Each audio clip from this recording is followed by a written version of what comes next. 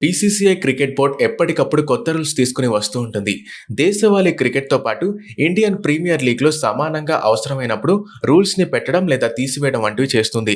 ఇప్పుడు కూడా మరో కొత్త రూల్స్‌ని తీసుకొచ్చింది. భారత్, పాకిస్తాన్ యుద్ధం కారణంగా నిలిచిపోయిన ఐపీఎల్ 2025లో నయా రూల్స్ తీసుకొచ్చింది బోర్డ్. ఐపీఎల్ లీగ్‌లోని మిగతా మ్యాచ్‌లకు ఇవి వర్తిస్తాయని తెలుస్తోంది. ఈ సీజన్‌లో ఆడే పలు ఆటగాళ్లు వచ్చేసారి అవకాశం ఉండబోదని, వాళ్లకు ఇదే లాస్ట్ ఛాన్స్ కానుందని సమాచారం. అసలు భారత్ బోర్డు తీసుకొచ్చిన ఈ రూల్ ఏంటో ఇప్పుడు చూద్దాం.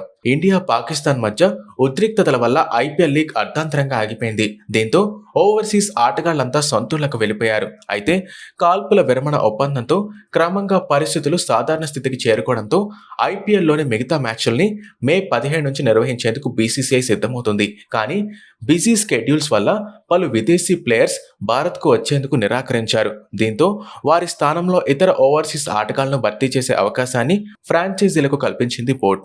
అయితే రీప్లేస్మెంట్ కింద వచ్చిన ప్లేయర్స్ వచ్చే సీజన్లో ఆడరని, ఈ సీజన్లో ఆడే చివరి మ్యాచ్తో జట్లతో వాళ్ళకి బంధం ముగుస్తుందని స్పష్టం చేసింది.